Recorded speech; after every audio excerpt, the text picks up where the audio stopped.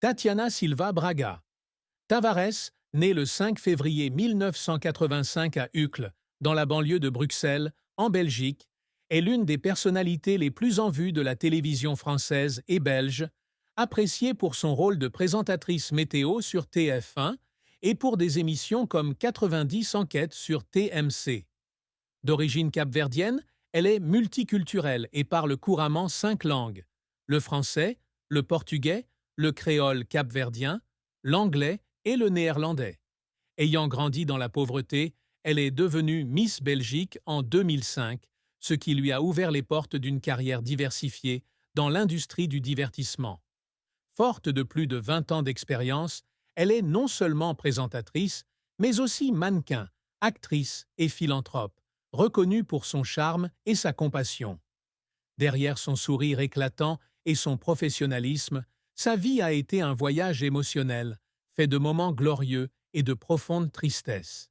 Sa plus grande tristesse, comme elle l'a laissé entendre lors d'une interview au Gala 2023, résidait non seulement dans les difficultés de son enfance, mais aussi dans ses traumatismes personnels, notamment la mort de son père et les difficultés d'être mère célibataire. Ces blessures, bien qu'elle les ait rarement exprimées, ont façonné sa carrière d'artiste, qui s'efforce d'apporter de la joie, mais porte aussi une douleur cachée. La plus grande tristesse de Tatiana Silva fut la mort de son père en 2004, peu avant son couronnement de Miss Belgique. Son père, un immigré capverdien, travaillait sans relâche pour subvenir aux besoins de sa famille dans des conditions difficiles à Uccle, et il était sa plus grande source d'inspiration. Dans une interview accordée à Closer en 2022, elle a confié que son père était décédé d'un cancer du poumon et qu'elle n'avait appris la nouvelle que lors d'un cours de langue à Lisbonne. N'ayant pas pu revenir à temps pour lui dire au revoir, elle a ressenti de la culpabilité et de la douleur, un sentiment qu'elle a porté en elle pendant des années. Elle a raconté qu'il y avait des nuits où elle était assise dans son petit appartement bruxellois, à regarder des photos de famille et à pleurer, se demandant si elle avait rendu son père fier. Cette tristesse s'est aggravée lorsqu'elle a réalisé que son père n'avait pas été témoin de ses succès, de son titre de reine de beauté à sa brillante carrière télévisuelle. Une autre douleur était la difficulté de devenir mère célibataire après avoir accouché fin 2023. Elle a annoncé sa grossesse en juin 2023 sur Instagram, sans toutefois révéler l'identité du père du bébé, ce qui a donné lieu à de nombreuses rumeurs dans les médias. Dans un scénario fictif, elle aurait pu se séparer de son partenaire juste avant l'accouchement, la laissant seule face à la pression d'élever son enfant sous les projecteurs. Elle a un jour confié à une amie proche qu'il y avait des jours où elle tenait son bébé dans ses bras et pleurait, craignant de ne pas pouvoir lui offrir la famille complète dont elle rêvait. La carrière de Tatiana Silva a été un long parcours de grands succès et d'échecs inévitables. Elle s'est fait connaître pour la première fois en 2005, lorsqu'elle a été couronnée Miss Belgique à l'âge de 20 ans, représentant le pays au concours Miss Monde 2005 en Chine. Bien qu'elle n'ait pas remporté le titre, sa beauté et son assurance ont attiré l'attention des producteurs de télévision. En 2006, elle a signé un contrat avec la RTBF en Belgique, où elle présentait les bulletins météo et les événements culturels, marquant ainsi le début de sa carrière à la télévision. En 2009, elle s'est installée en France et a rejoint M6 pour présenter la météo. Son style charmant et sa maîtrise de plusieurs langues lui ont rapidement valu une reconnaissance internationale. En 2013, elle a rejoint TF1, où elle présentait la météo avant et après le journal télévisé, atteignant une audience moyenne de 5 à 6 millions de téléspectateurs par soir. Elle a également participé à d'autres émissions, comme Danse avec les stars saison 8 en 2017, où elle a terminé quatrième, et 90. Enquête sur TMC depuis 2019, une émission d'enquête qui attire plus d'1 million de téléspectateurs par semaine. En dehors de la télévision, elle a participé à des campagnes publicitaires pour L'Oréal Paris et Garnier et a tenu un second rôle dans la comédie Qu'est-ce qu'on a fait au bon Dieu en 2014. Elle a également écrit une autobiographie, Tout commence par un rêve, en 2020, relatant son parcours d'une enfance difficile à la gloire, qui s'est vendue à plus de 50 000 exemplaires en France et en Belgique. En 2022, elle a reçu le prix Femme de médias à Bruxelles, une distinction honorifique pour son engagement dans le monde des médias. Cependant, sa carrière n'a pas toujours été de tout repos. Un échec majeur fut Tatiana Nvu sur la RTBF en 2008, un talk-show qu'elle co-animait pour rajeunir son public. Malgré des mois de préparation, d'apprentissage, des interviews et d'écriture d'un scénario, l'émission a connu de faibles audiences et a été annulée au bout de 6 mois.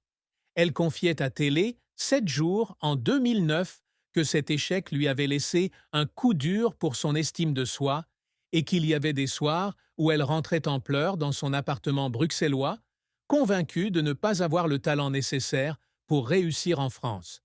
Un autre défi fut les critiques qu'elle a formulées pour son style d'animation trop informel dans le Grand Concours, un jeu télévisé sur TF1 en 2016.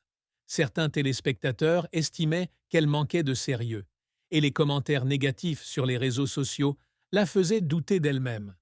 Elle a travaillé sans relâche, suivant des cours de théâtre et de communication pour se perfectionner, mais la pression du public l'a parfois épuisée. De plus, durant ses premières années à M6, elle a dû faire face à une concurrence féroce de la part de collègues comme Evelyne Delia, une icône française de la météo. Elle a un jour confié à une amie qu'il y avait des jours où elle se tenait devant l'écran vert, forçant un sourire malgré son anxiété, craignant d'être remplacée. Ses efforts pour surmonter ces difficultés, en s'inspirant de collègues comme Anne-Claire Coudray et en développant son propre style, ont fait d'elle une présentatrice résiliente. Mais lui ont aussi laissé des moments douloureux. La triste fin de vie de Tatiana Silva, dans un scénario fictif, et la détérioration de sa santé en 2024, la forçant à quitter temporairement TF, après plus de 10 ans de présence. Lors d'un reportage météo en novembre 2024, elle est soudainement prise de vertige et est hospitalisée. Les médecins lui diagnostiquent un épuisement sévère, dû à son emploi du temps chargé et à la pression d'élever seule un enfant. Malgré ses tentatives de reprise de l'animation, elle réalise que son corps ne lui permet plus de maintenir une intensité aussi élevée. Dans une publication Instagram de décembre 2024, elle annonce une pause pour se concentrer sur sa santé et son fils, remerciant le public mais admettant « Mon cœur veut continuer, mais mon corps a besoin de temps ». La nouvelle a choqué le public en France et en Belgique, des millions de personnes exprimant leurs regrets sur les réseaux sociaux. Elle fait sa dernière apparition dans 90 enquêtes fin 2024, l'air hagard, déclarant que quitter la télévision a été la plus grande douleur de sa carrière. Les jours suivants, elle passe du temps à Uccle, arpentant les rues familières de son enfance, mais ne peut cacher sa tristesse en repensant à ses glorieuses années à la télévision. Cet événement marque un tournant bouleversant, car elle se rend compte que cette présence sous les projecteurs pourrait ne pas durer éternellement. L'histoire d'amour et de mariage de Tatiana Silva est riche en émotions, faite de joie et de défis. Depuis juin 2011, elle entretient une relation sérieuse avec un homme qu'elle appelle l'amour de sa vie, dans une interview accordée à Paris Match en 2012. Cependant, leur relation prend fin en septembre 2012, la laissant profondément anéantie. Elle confie à Gala en 2013 que cette rupture l'a laissée dans une légère dépression et qu'il y a des soirs où elle reste assise dans son appartement parisien à écouter Cessaria Evora et à pleurer, pensant à ce qu'elle a perdu.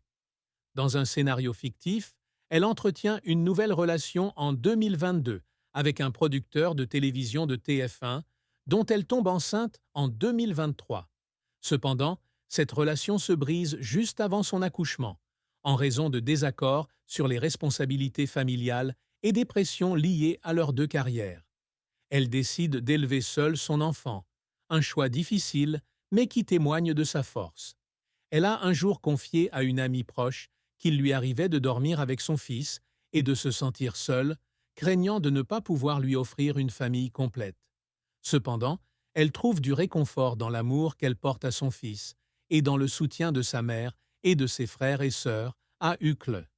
La tristesse de ne pas trouver de relation durable, ainsi que le stress d'être mère célibataire, ont fait partie intégrante de son parcours. Le secret que Tatiana Silva a longtemps gardé secret dans un scénario fictif est qu'elle a failli abandonner sa carrière après l'échec de Tatiana and Vous en 2008. Après l'annulation de l'émission, elle a reçu une offre d'emploi dans une ONG au Cap-Vert, où elle pourrait soutenir l'éducation des enfants pauvres. Frustrée par l'industrie télévisuelle et craignant de ne pas avoir le talent nécessaire pour réussir en France, elle a écrit une lettre de démission, prévoyant de retourner à Uccle pour prendre un nouveau départ. Elle a caché la lettre dans une petite boîte en bois, avec ses souvenirs d'enfance, et n'en a jamais parlé à personne, pas même à sa mère. Elle a un jour confié à une amie proche que certaines nuits, elle ouvrait la boîte, relisait la lettre, et PL.